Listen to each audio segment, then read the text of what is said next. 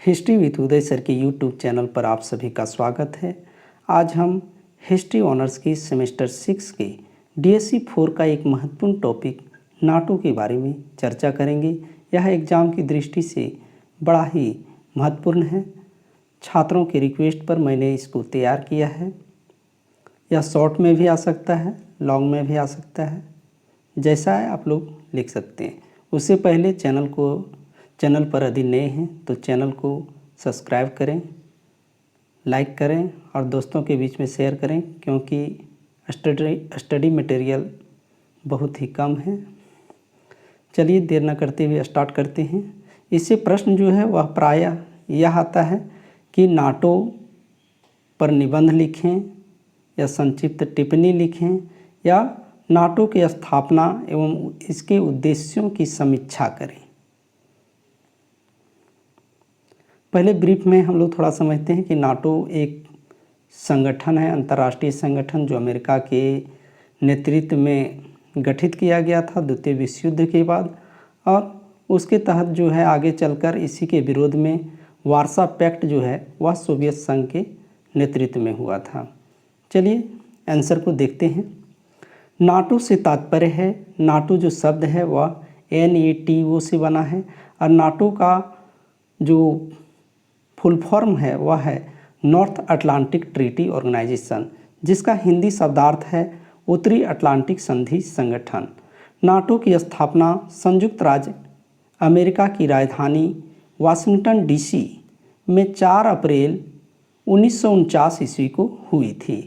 NATO की स्थापना में 12 देशों अथा Belgium, Canada, Denmark, France, Iceland, Italy, Luxembourg, Netherlands, Norway, पुर्तगाल, ब्रिटेन एवं USA ने संयुक्त राज्य America, USA means United States America, संयुक्त राज्य अमेरिका भाग लिया था। नाटो का जो मुख्यालय है वह ब्रुसेल्स में है, जो बेल्जियम की राजधानी है।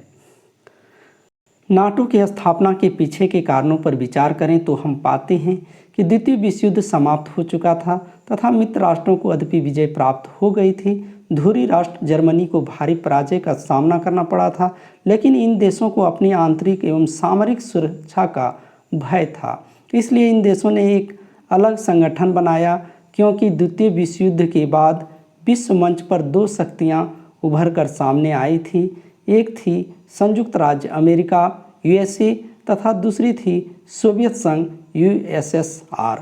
द्वितीय विश्व युद्ध के बाद दोनों देशों सामरिक दृष्टि से अपने को मजबूत करने में लगे हुए थे।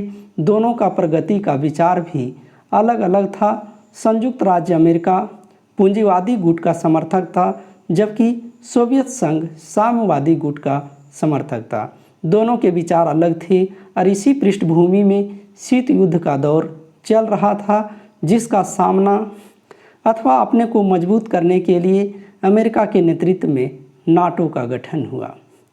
नाटो अथवा उत्तरी अटलांटिक संधि संगठन के लिए की गई एक संधि में नाटो अथवा उत्तरी अटलांटिक संधि संगठन के लिए की गई संधि में एक प्रस्तावना तथा 14 अनुच्छेद शामिल हैं।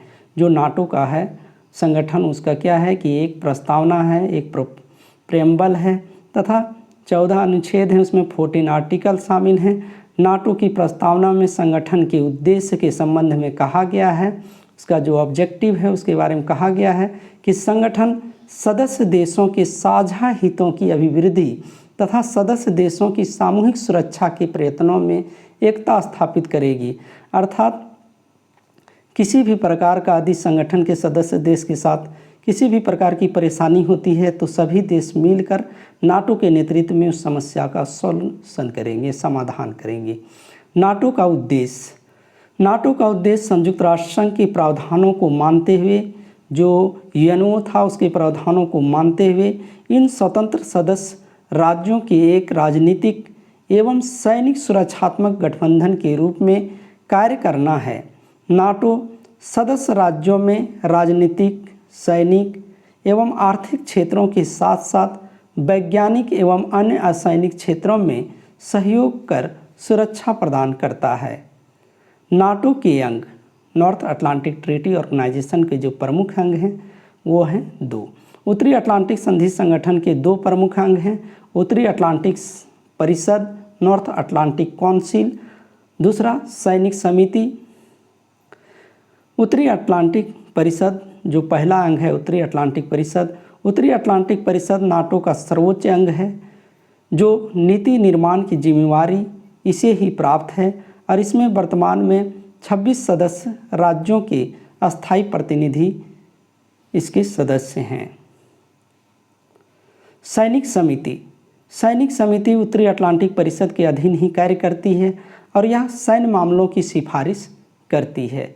नाटो द्वारा अभी तक किए गए जो कार्य हैं, जो उसके द्वारा जो ऑपरेशन किए गए हैं उसके बारे में हम लोग देखते हैं।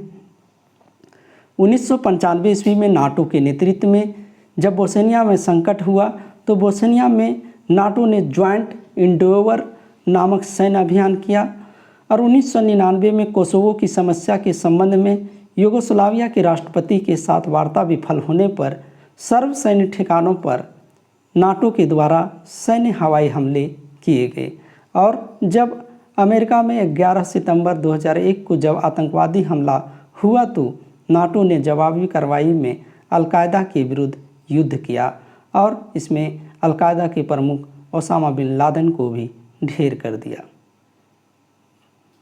Thank you.